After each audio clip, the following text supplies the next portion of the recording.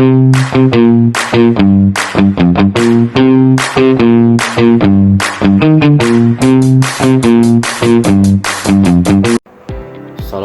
warahmatullahi wabarakatuh. Izin memperkenalkan diri, Taruna tingkat 4 Politeknik Imigrasi dan Pemasyarakatan Angkatan 57, nama Akmal Rijal, STB 5055, Prodi Teknik Pemasyarakatan kelas C. Video ini saya buat untuk tugas pengganti UTS pada mata kuliah Teknik Pengambilan Keputusan yang diampu oleh Bapak Widu Cipakawari. Pada kesempatan ini, saya akan membahas penerapan model Six Thinking Hat dalam konteks pemasyarakatan dengan studi kasus reintegrasi sosial narapidana melalui pembinaan kemandirian, asimilasi, dan hak integrasi. Saya memilih isu ini karena keberhasilan pemasyarakatan tidak cukup hanya dilihat dari tertibnya pengamanan di lapas, tetapi dari apakah warga binaan setelah selesai menjalani pidana benar-benar bisa kembali ke masyarakat, hidup secara wajar, bekerja secara legal, dan tidak mengulangi tindak pidana. Jadi, reintegrasi sosial adalah bagian penting dari tujuan pemasyarakatan. Kalau dilihat dari data, isu ini memang mendesak. Per Juni 2025, jumlah penghuni lapas dan rutan mencapai 279.537 orang. Sementara kapasitas hanya 147.414 orang. Pada Juli 2025, jumlah penghuni juga masih sangat tinggi, yaitu 280.414 orang dengan kapasitas 146.260 orang atau overkapasitas sekitar 91,72%. Selain itu, jumlah petugas pengamanan tercatat 27.341 orang dengan rasio sekitar 1 petugas menjaga 40 warga binaan dalam 4 shift. Data ini menunjukkan bahwa sistem pemasyarakatan bekerja di bawah tekanan yang besar.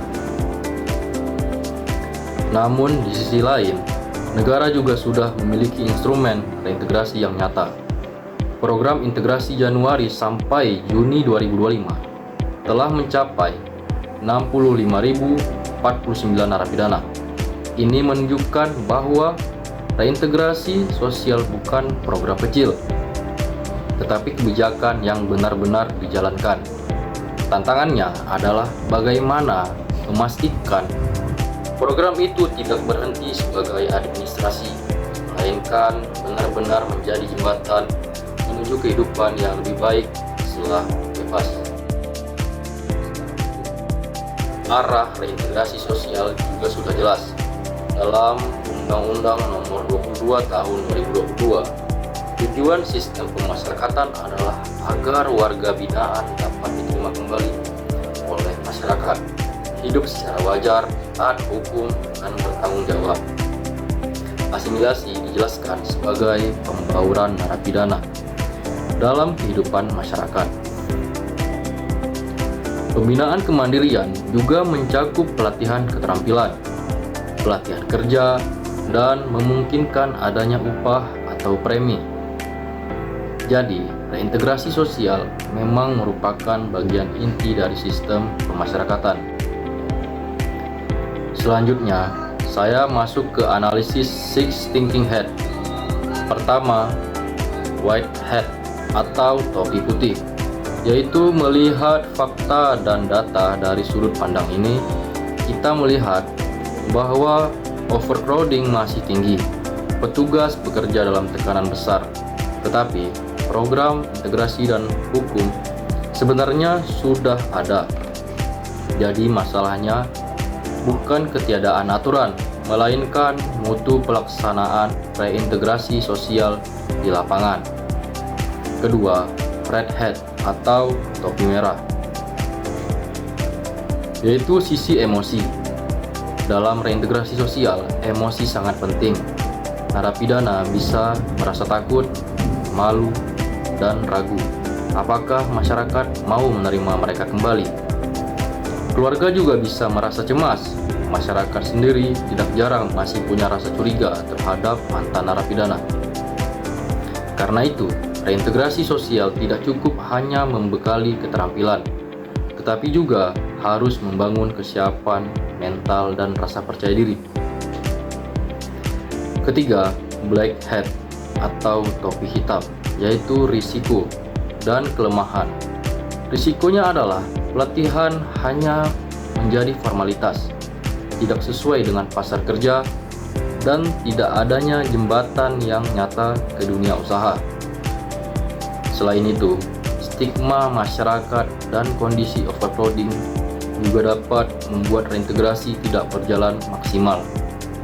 Jadi, keberhasilan program tidak boleh hanya diukur dari jumlah peserta, tetapi dari hasil nyata setelah dia bebas.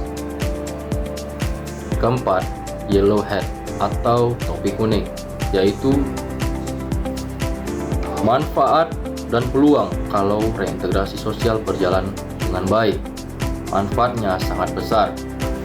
Warga binaan punya keterampilan dan peluang hidup legal. Institusi juga lebih terbantu karena pembinaan yang produktif dapat mengurangi waktu kosong. Bagi masyarakat, keamanan sosial justru menjadi lebih baik jika mantan narapidana kembali dengan pekerjaan yang halal dan arah hidup yang jelas. Kelima, green hat atau topi hijau, yaitu ide kreatif. Saya melihat reintegrasi sosial perlu dibangun dalam 3 tahap. Tahap pertama adalah pemetaan awal, yaitu memetakan bakat, minat, dan tingkat risiko sejak awal masa pidana.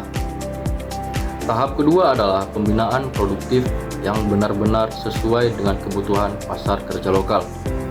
Tahap ketiga adalah transisi reintegrasi, yaitu menyiapkan sertifikat, portofolio kerja, rencana domisili, dan dukungan keluarga sekitar 90 hari sebelum bebas atau sebelum hak integrasi dijalankan.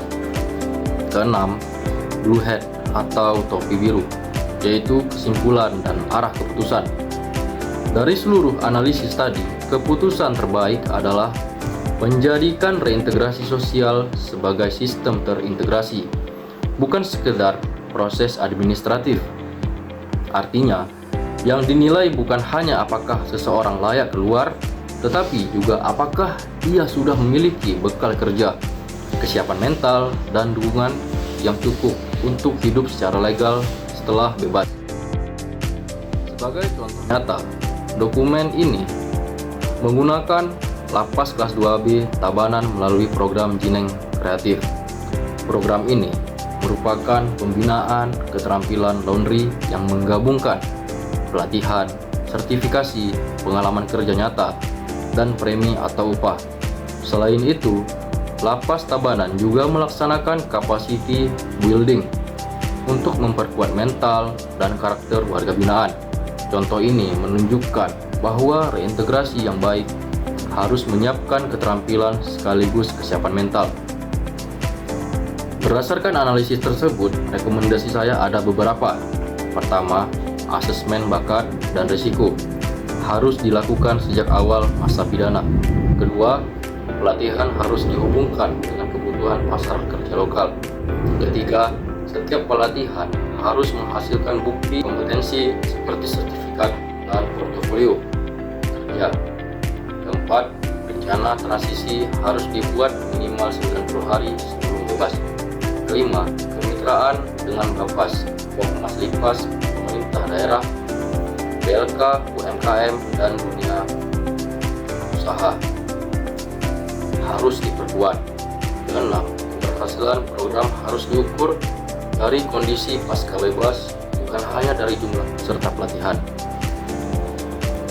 Sebagai penutup, saya menyimpulkan bahwa reintegrasi sosial narapidana bukan hanya isu kemanusiaan, tetapi juga isu keamanan sosial dan keberhasilan kemasyarakatan. Negara sebenarnya sudah memiliki dasar hukum dan instrumen program, Tetapi yang masih perlu diperkuat adalah kualitas penyambungan antara pembinaan di dalam lapas, pelaksanaan integrasi, dan kehidupan setelah bebas. Jadi, reintegrasi sosial harus dipahami sebagai proses yang utuh, terarah, dan berkelanjutan.